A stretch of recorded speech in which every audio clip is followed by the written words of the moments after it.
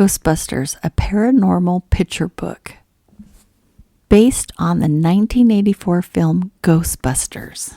There were lots of interesting clubs to join at Weaver Hall Academy, but Peter, Egon, Ray, and Winston's clubs were different. They called it the Ghostbusters. The club only had one rule.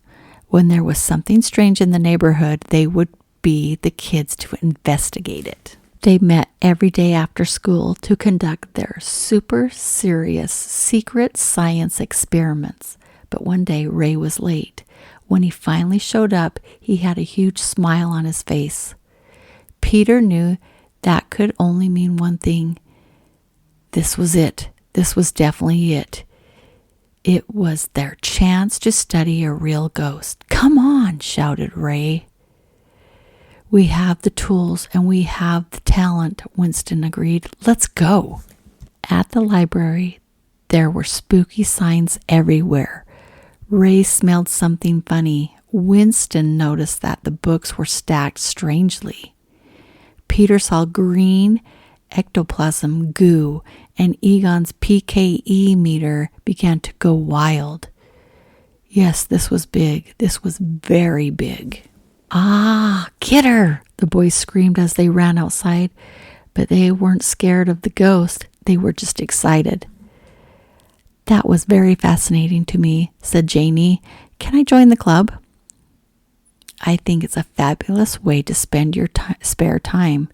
I had no idea that's what the Ghostbusters did. We need to spread the word." And Janie was right. If they were going to find any more ghosts to bust, they needed to get the word out to more kids. "We're ready to believe you," Peter assured Dana. "Yes, we're serious," Janie told Louis. "May I have one?" asked Walter. "No," replied Peter. "You didn't use the magic word." Walter rolled his eyes. "And what is the magic word?" Peter grinned. "Please." Walter snatched the flyer. Trapping Ghost. As school safety monitor, he was going to have to stop all of this. Louise followed Dana to her locker. He was right next door. "You should come to the math club party tonight at my apartment," he said. "There won't be any ghosts, but there will be Twister, breakdancing, and pizza." After school, Principal Yeager was waiting for the kids in the science lab. "Ghosts aren't real, so there will be no more ghost-busting club allowed at Weaver Hall." "But the other kids love us," pleaded Peter. This was a major disgrace. That evening, Ray invited everyone over to his grandpa's firehouse. They were planning their next move when suddenly the phone rang. "Ghostbusters, what do you want?" "Hurry, it came through the door," Louise yelled. "We got one!" The Ghostbusters were back in business. Egon reminded the boys of an important safety tip. Don't cross the streams. Apparently, that would be bad. But Peter wasn't worried.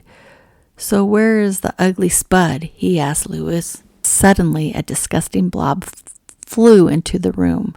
The slimy green goblin was gobbling everything in sight, even the cold pizza. Ray and Winston took the left, Egon and Janie took the right, and Peter took the center.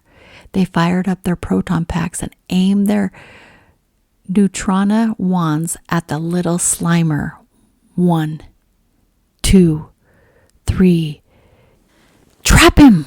They came, they saw, they caught a ghost, a real nasty one too. Back at school, every kid had a question for the club about ghosts. "I said no more ghosts," reminded Principal Yeager. "You 5 are suspended." Maybe it was a sign that they were going out of business. "Ghost bust." "Hurry," it came out of Dana Barrett's locker. It was the strangest thing the neighborhood had ever seen, a giant Mr. Stay Puffed Marshmallow Man, and he was about to destroy the whole school. 1, 2, 3, roast him! That was unbelievable, said Walter.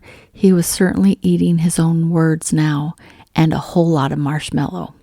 So the next time, Peter smirked, who you going to call?